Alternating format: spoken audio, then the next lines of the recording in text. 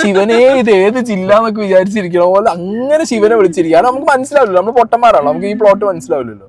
അത് കഴിഞ്ഞ് second half തുടങ്ങിയപ്പോ ബിഗ് ഈ വെപ്പുതാടിയും വെച്ച് വിട്ടിക്കുക ഈ മുതലിനെ, ഈ ക്യൂട്ട്നെസ് വാരി എറിഞ്ഞവനെ വെപ്പുതാടിയും വെച്ചിട്ട്. എന്നിട്ട് ഓനാണെങ്കിൽ ഈ താടി ഒട്ടിയിട്ട് ഈ ചെറിയ അനക്കാൻ പറ്റുന്നില്ല. എന്നിങ്ങനെ ഡയലോഗ് പറഞ്ഞുകൊണ്ടിരിക്കുന്നു.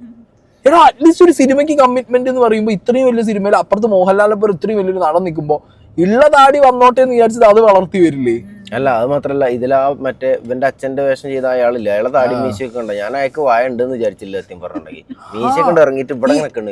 ഈ തെലുങ്ക് കന്നഡ അല്ലെങ്കിൽ തമിഴ് ബെൽറ്റില് ഈ ഹിസ്റ്റോറിക്കൽ മൂവിയിൽ ഇതേപോലെ കഥാപാത്രങ്ങൾ, പഴയ കാലത്തെ കഥാപാത്രങ്ങളും ഇവരെ വിചാരം അന്ന് ബാർബർ ഷോപ്പ് ഒന്നും ഇല്ലല്ലോ, താടി മീശയും വെട്ടാൻ വഴിയില്ലല്ലോ, അപ്പൊ പിന്നെ ഉള്ളതാണ് കൂട്ടി വെക്കാന്ന് പറഞ്ഞിട്ട് വെക്കാനാണ്. ഇതിപ്പോ എന്താ ഉണ്ടായോ, കോക്കിനാ വിഗ് സ്ഥിരാക്കാനുള്ള അവസ്ഥയായി ഇതിപ്പോ നഷ്ടമുണ്ടാവില്ല. അപ്പൊ ഏറ്റവും കൂടുതൽ കോക്കിന് മെച്ചപ്പെട്ടത് ആ വിഗ് ആയിരിക്കും. അത് ഇനി എടുത്ത് ഈ സിനിമയ്ക്കും വെക്കാം.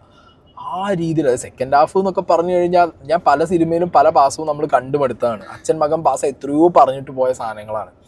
ഇത് അതേ സാധനം റിപ്പീറ്റ് ചെയ്യുമ്പോൾ വീണ്ടും ഇത് കാണുമ്പോൾ ഒരു വെറൈറ്റി ഇല്ല. വെറൈറ്റി എന്നല്ല, ഇതിനകത്തൊരു റീഇൻകാർണേഷൻ, റീബർത്ത് എന്നൊക്കെ പറയുന്ന ഈ പടം കാണാൻ വേണ്ടിട്ട് നല്ല പാസത്തിൽ നിൽക്കുന്ന ഒരു അച്ഛനും മകനും കൂടെ പോയിട്ടുണ്ടെങ്കിൽ ഒരു തല്ലി പിരിഞ്ഞിറങ്ങില്ല.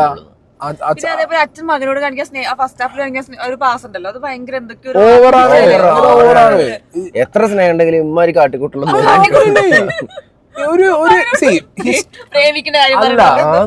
ഇപ്പൊ പുരാണത്തിൽ നിന്നോ ഹിസ്റ്ററിയിൽ നിന്നോ ഓരോ കഥാപാത്രങ്ങളെ കൊണ്ടുവരാം. ചിലപ്പോ അവര് മിത്തിക്കലാവാം, ചിലപ്പോ നല്ല എല്ലാം മിത്താണ്, പക്ഷെ ചിലതൊക്കെ ഭയങ്കര എക്സ്ട്രാordinary അല്ലെങ്കിൽ ലാർജർ ദാൻ റിയൽ ലൈഫ് മിത്തുകളുണ്ട്, നമുക്ക് ഒട്ടും എന്താ പറയാ യോജിക്കാൻ പറ്റാത്ത മിത്തുകൾ. അങ്ങനെ കൊണ്ടുവന്നാൽ പോലും ഇതിന്റെ ഒരു പാറ്റേൺ ബ്രേക്ക് ചെയ്യാതെ ഒരു സിനിമ ഇങ്ങനെ എടുത്തു വെക്കാൻ ഇതിനൊരു നാണോ മാനോ ഇല്ലെന്ന് ഞാൻ ചോദിക്കുന്നത്. പെട്ടെന്നൊരു രാജാവ് വരുന്നു, 3 അമ്പ് വരുന്നു, അതിലൊരു കുട്ടി മരിക്കുന്നു, ആ ഇരുന്നോടത്ത് ഇരുന്നിട്ട് ഒരു കാട്ടവരാതെ തള്ള മുഖത്ത് തക്കാളി ചട്നിയും വെച്ചിട്ട് ഇരുന്ന് പ്രാക്കാണ്.